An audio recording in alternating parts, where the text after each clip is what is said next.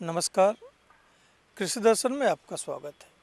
किसान भाइयों, खेती को लाभदायक बनाने के लिए ज़रूरी है कि उसमें कुछ नयापन लाया जाए। और अगर परंपरागत खेती के साथ प्रसंस्करण या मूल्य संवर्धन पर अगर आप जोर देते हैं अपने गांव में, अपने घर में, तो आपको कहीं बेहतर लाभ हो सकता है।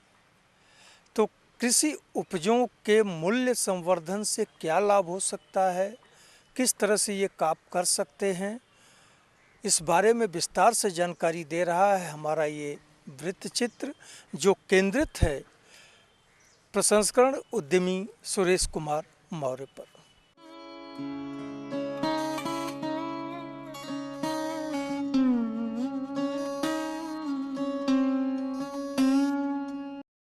परंपरागत खेती में बहुत अधिक लाभ ना हो पाने के कारण प्रयोगधर्मी किसान कृषि आधारित दूसरे उद्यमों की ओर रुख कर रहे हैं।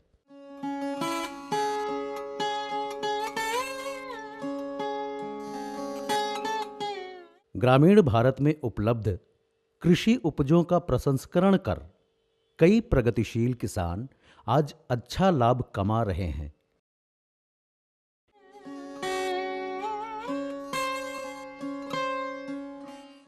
कृषि उपजों का प्रसंस्करण यानी मूल्य संवर्धन एक ऐसा कुटीर उद्यम है जिसमें लागत के सापेक्ष अच्छा मुनाफा होता है।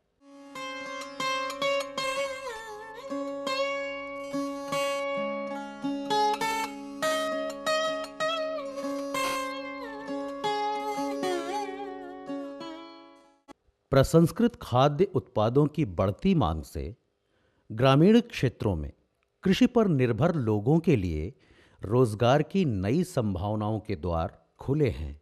इस नए अवसर का लाभ उठाने के लिए कई किसान तत्परता से प्रसंस्करण उद्यम को संचालित कर रहे हैं।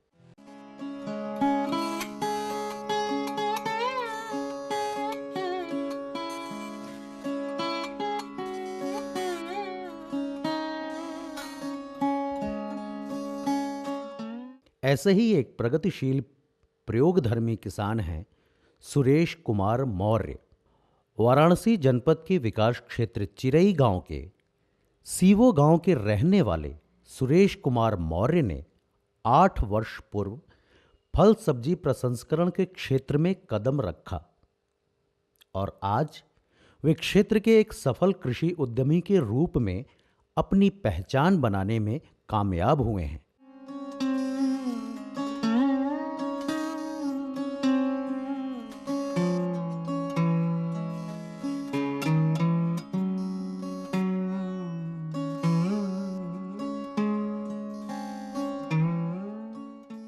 सुरेश कुमार मौर्य ने अपने परिचितों, रिश्तेदारों और आसपास के लोगों को फल सब्जी का प्रसंस्करण करते हुए देखा।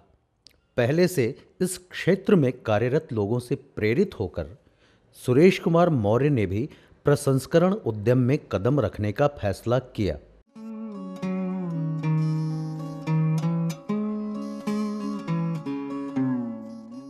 वर्ष 2004-2005 में विकास क्षेत्र चिरई गांव में आयोजित फल संरक्षण प्रशिक्षण शिविर में प्रशिक्षण प्राप्त कर सुरेश कुमार मौर्य ने अपने प्रसंस्करण उद्यम की शुरुआत की। 2004 से ही हम लोग काम कर रहे हैं यहाँ, और हम लोगों की ट्रेनिंग जो है चिरई गांव विकासखंड के अंदर हुई है।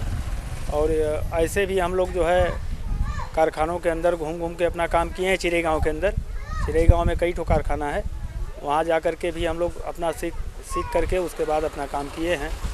और वैसे ट्रेनिंग सेंटर जहाँ जहाँ भी लगता है वहाँ हम लोग जाते हैं अपना ट्रेनिंग लेने के लिए, और ऐसे ही करके हम लोग अपना काम चलाते हैं। हाँ, 7-8 साल से लगभग हम लोग जो हो ये सब काम करत है।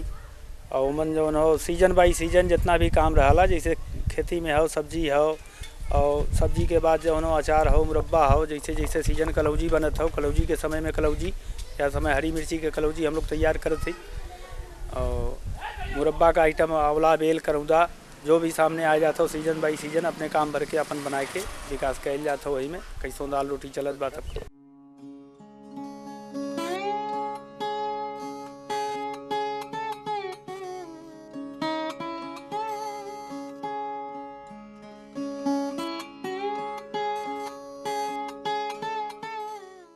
शुरुआती दौर में सुरेश कुमार मौर्य ने घर के सदस्यों के साथ प्रसंस्करण करना शुरू किया। पत्नी एवं परिवार के अन्य सदस्यों के सहयोग से उन्हें शुरुआती दौर में ही अच्छी आमदनी हुई। धीरे धीरे सुरेश कुमार मौर्य के उत्पादों की धाक जमने लगी और जल्द ही क्षेत्र में उनकी एक अलग पहचान बन गई।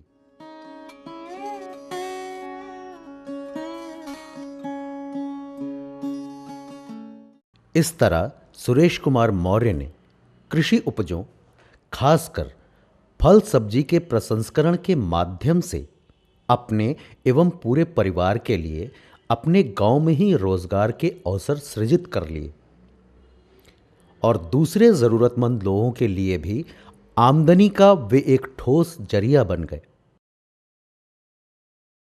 कारखाने के अंदर गांव की महिला सब आती हैं, आकर के अपना काम करती हैं और जैसे कि करौंदा हो गया, आंवला हो गया, बेल हो गया और हरा मिर्चा, लाल मिर्चा, ये सब जो है जितना भी आइटम बनता है सब बनाती है। लगभग कम से कम 10 से 15 महिला जो है काम करती हैं यहाँ पे और 10-15 महिला गांव से आती हैं और अपना काम करती हैं। काम करने के बाद अब उनका लगभग जितना काम करती हैं, जैसे 100 रुपये, 50 रुपये, 75 रुपये, जितना उनके काम के हिसाब से अपना पैसा लेकर जाती हैं।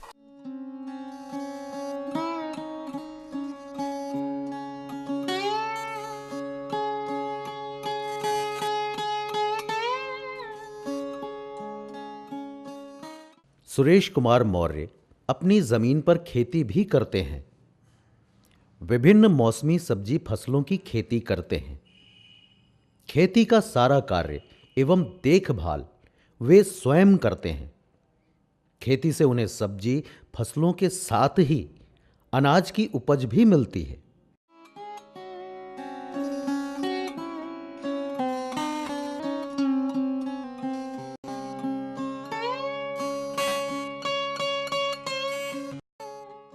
सुरेश कुमार मौर्य अपने उत्पादों की गुणवत्ता बढ़ाने के लिए कुछ ना कुछ नए नए प्रयोग करते रहते हैं। मिश्रित अचार, मुरब्बा एवं मिर्च की कलौंजी उनके लोकप्रिय उत्पाद हैं। सुरेश कुमार मौर्य के उत्पादों की लोकप्रियता का कारण है उम्दा स्वाद, और यह स्वाद आता है गुणवत्ता बढ़ाने के लिए किए जाने वाले प्रयोगों से। जब स्वाद की चर्चा होगी तो उत्पाद ज़्यादा बिकेगा, फलस्वरूप लाभ ज़्यादा होगा। सुरेश कुमार मौर्य की सफलता का शायद यही मूल मंत्र है।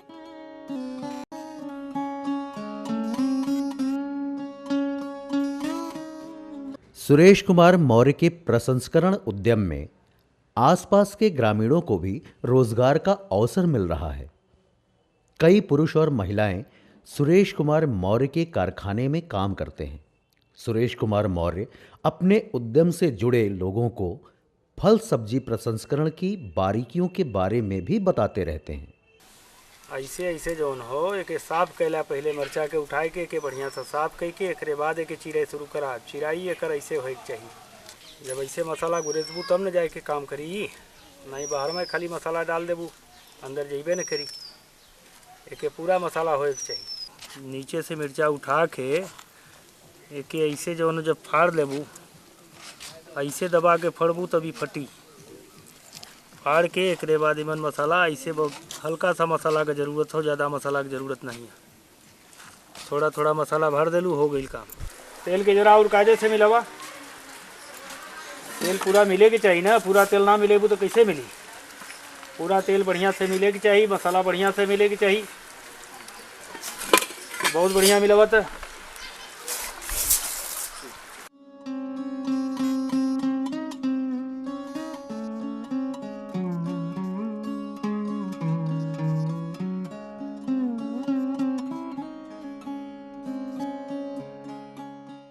विभिन्न उत्पादों की गुणवत्ता एवं स्वाद पर विशेष ध्यान देने के कारण सुरेश कुमार मौर्य महिला पुरुष कारीगरों को प्रसंस्करण के दौरान विभिन्न सामानों के प्रयोग की मात्रा के बारे में भी समझाते रहते हैं।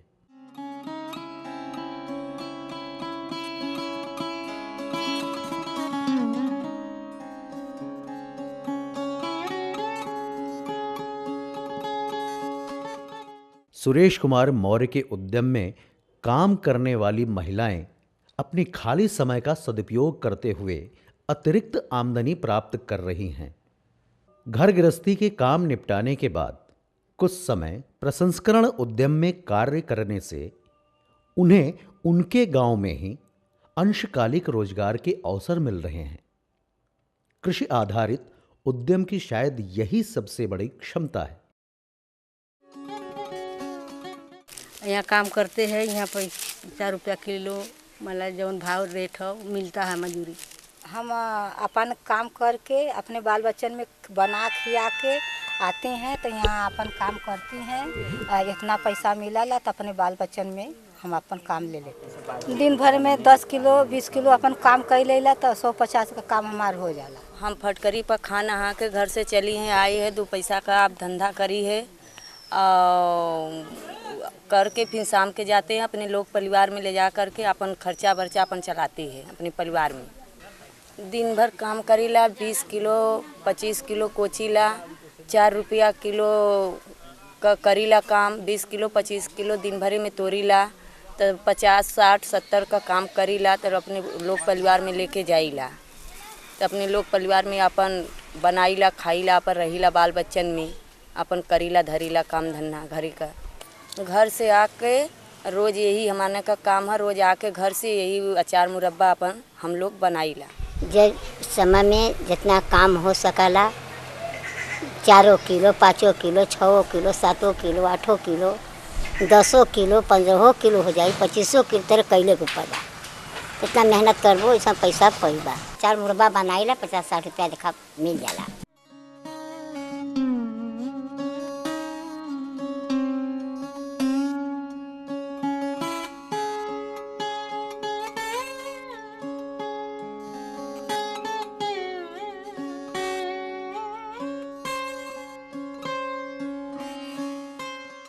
सुरेश कुमार मौर्य के साथ कुछ ऐसे युवा भी काम कर रहे हैं जो प्रसंस्करण की बारीकियों को सीखकर अपना स्वयं का प्रसंस्करण उद्यम शुरू करना चाहते हैं। हम ग्राम रमना, पोस्ट जालूपुर, थाना चैबेपुर से, जिला वाराणसी से 7 किलोमीटर दूरी पर रमना गांव बसा है। वहां पर हमारा खेती बाड़ी घर द्वार सब कुछ है। हम अपना काम करते हैं। जो समय हमको बचता है हम सुरेश भाई के यहाँ आकर अचार और आंवला ये सब मुरब्बा ये सब बनाते हैं। हमें मासिक में 5000 रुपया यहाँ पर मिलता है। हम यहाँ पर 2 वर्ष से काम कर रहे हैं। इसके बाद यहाँ पर आते हैं, कच्चा माल आता है बाहर से, आंवला आम मिर्चा, इसके बाद नींबू भी सभी आता है जो यहाँ पर पकाया जाता है। पकाने के बाद सब कुछ यहाँ साफ़ सफाई से काम सुथरा से होता रहता है। इसके बाद यहाँ से जो हमें महीने में 5000 रुपया मिलता है, इससे हमारे घर की खेती बाड़ी आय, बच्चों का पढ़ाई लिखाई सब कुछ यहाँ से चलता है। इसके हिसाब से मैं सीख भी रहा हूँ यहाँ पर, इनके यहाँ सुरेश भाई के यहाँ। इसके बाद सीखने के बाद अगर हमारा पुरुषार्थ चलेगा तो हम अपना भी कार्य खोल देंगे, फैक्ट्री बैठा लेंगे।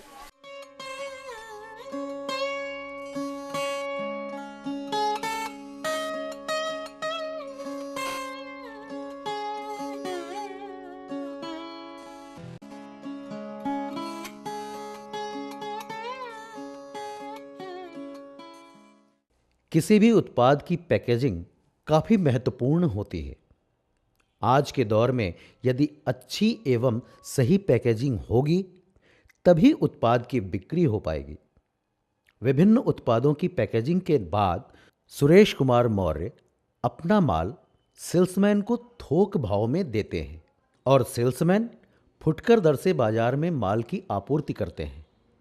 इस तरह सेल्समैन को भी अच्छी खासी आय हो जाती है। जो यहाँ उत्पाद होता है, आंवले का मुरब्बा, बेल का मुरब्बा, करौने का मुरब्बा, जामुन का सिरका, आंवले का जूस, आम अचार, मिक्स अचार, नींबू अचार, लहसुन अचार, जो उत्पाद होता है हम होलसेल से यहाँ मिलता है। हम खुदरा दाम पर दुकान देते हैं। बीच में जो खुदरा रेट कमीशन मिलता है उसी से हमारा खर्चा चलता है।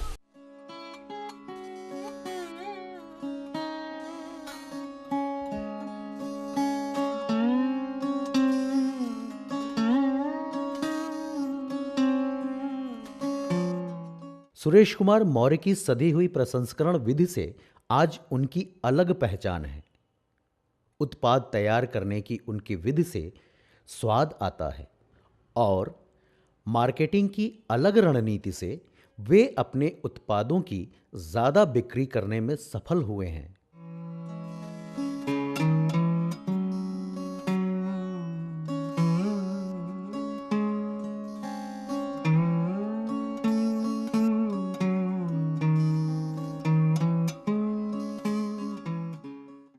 सुरेश कुमार मौर्य की सफलता ने यह साबित कर दिया है कि यदि परंपरागत खेती के साथ कृषि उपजों का मूल्य संवर्धन कर दिया जाए तो खेती निसंदेह एक मुनाफे का सौदा साबित हो सकती है।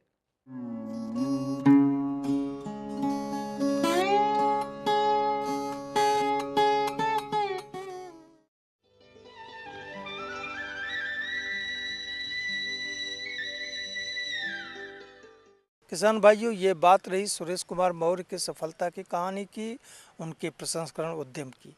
और अब बात करते हैं मिर्च और बैगन की फसल में इस समय क्या सामयिक कार्य करें, क्या प्रबंधन करें, क्योंकि दोनों फसलें इस समय महत्वपूर्ण अवस्था में हैं। अगर थोड़ी सी सावधानी, थोड़ी सी प्रबंधकीय कार्य आप कर लें तो आपको बेहतर लाभ हो सकता है। इस बारे में बातचीत करने और जानकारी देने के लिए हमारे साथ हैं कृषि वैज्ञानिक डॉक्टर सुनील कुमार सिंह। तो डॉक्टर साहब, इस समय जो मिर्च की फसल है और बैगन की फसल है, दोनों एक तरह से देखा जाए तो महत्वपूर्ण स्थिति में है और दोनों फलत में है। तो हमारे किसान भाई अच्छा उत्पादन प्राप्त करने के लिए क्या प्रबंधन करें? इस वक्त जो है, जैसा मौसम को देखते हुए मुख्य बात ये ध्यान देना चाहिए कि खेत में जो है वर्षा का पानी या सिंचाई का पानी बहुत देर तक लगना नहीं चाहिए। और नंबर दूसरी बात कि अगर हमें सिंचाई की आवश्यकता पड़ती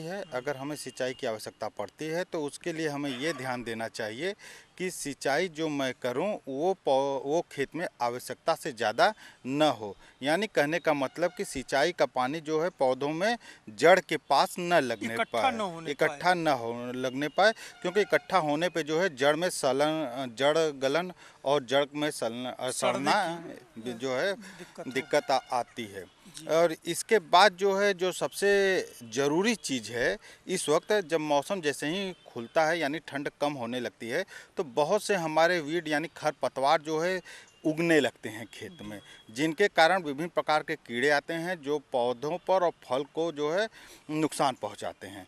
तो इनके लिए जो है एक हल्की निराई गुड़ाई कर देनी चाहिए और इसके साथ साथ जड़ पे जो है मिट्टी भी थोड़ी सी चढ़ा देनी चाहिए। मतलब खरपतवार के नियंत्रण पर भी वो विशेष ध्यान इस समय दें। नहीं तो जो है आपके जो है इस वक्त जो है तना छेदक जो कीड़े होते हैं वो उसी में जो है अंडे और बच्चे अपना देते हैं, वही इल्लियां जो है निकल के हमारे फल को और पौधे को नुकसान पहुंचाते हैं।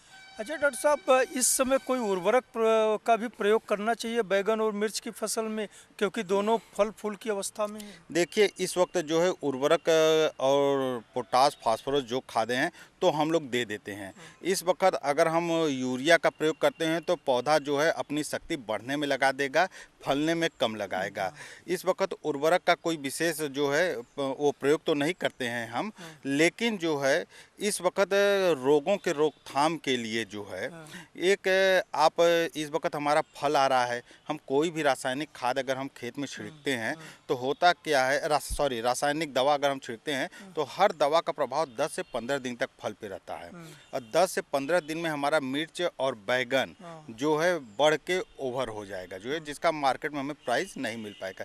इसके लिए हमारे गांव में जो सस्ती चीज़ें हैं जो हमारे दरवाजे पर उपलब्ध है, हमारे गांव पर उपलब्ध है, जैसे नीम का अगर हम 4% नीम गिरी का अगर हम घोल बना लें और उस घोल बना के अगर हम छिड़काव कर दें या नीम केक का छिड़काव कर दें, और ये सब अगर आपको इसमें भी दिक्कत आ रही है तो हम करें क्या कि 4 से 5 केजी राख ले लें और उस राख में हम 100 ग्राम किरासन का या 100 ml किरासन का मिट्टी का तेल मिला दें और हाथ में पॉलीथीन पहन के या दस्ताना पहन के खूब अच्छे से मिला दें और शाम के टाइम उनको जो है हम खेत में छिड़क दें, पत्तों पर छिड़क दे पूरे खेत में, तो जो कीड़े मरेंगे तो नहीं, लेकिन कीड़े इससे हमारे खेत में लगेंगे भी नहीं और कीड़े दूर रहेंगे जो है। अच्छा डॉक्टर साहब, एक चीज़ और देखी जा रही है कि जैसे बारिश हो जाती है, मौसम इस तरह का है और फूल तो खूब आ जाता है मिर्च और बैगन में, लेकिन उस अनुपात में फल नहीं लगता है, फूल गिर भी जाते हैं। जी, तो जी। इसके रोकथाम के लिए या ज़्यादा से ज़्यादा फूलों में फल आ जाए,